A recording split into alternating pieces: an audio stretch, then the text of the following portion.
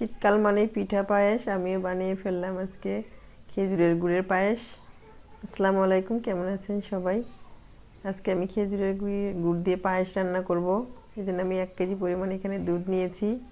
এটা আগে থেকে আমার জাল করা ছিল দুধটা। এখানে আমি তেজপাতা, দারচিনি, এলাচ দিয়ে দিলাম,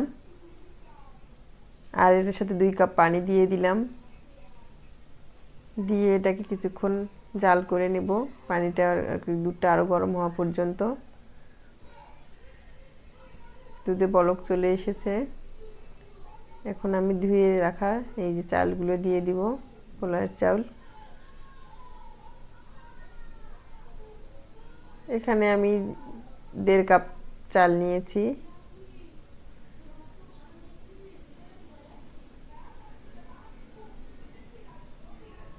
চাল দিয়ে কিছুক্ষণ নাড়াচাড়া করব যাতে চালটা লেগে না যায়। নাড়াচাড়া করতেই থাকতে হবে, নাহলে চালটা দলা পেকে যায়। এতে আগে চিনি ব্যবহার করা যাবে না। চালটা যখন সিদ্ধ হয়ে আসবে তখন আমি চিনিটা দিয়ে দিব। দিয়ে দিলাম আমি 1/2 কাপ চিনি, আরও আমি 1/2 কাপ দিয়ে দিব। এর সঙ্গে আবার আমি খেজুরের গুড় দিয়ে দিব। চিনিটা দিয়ে ভালোভাবে মিশিয়ে নিব।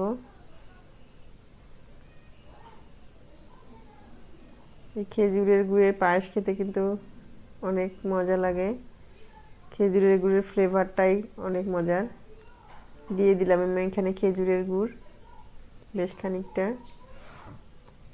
আপনারা আপনার পছন্দ অনুযায়ী যে যেমন মিষ্টি খান এইভাবে দিয়ে দিবেন।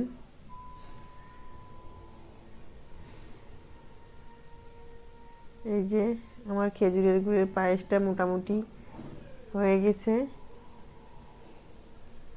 এখন আমি এই যে পরিবেশন করে দেখাচ্ছি, আপনারা খেয়ে দেখবেন, অনেক মজা লাগে এই খেজুরের গুড়ের পায়েস।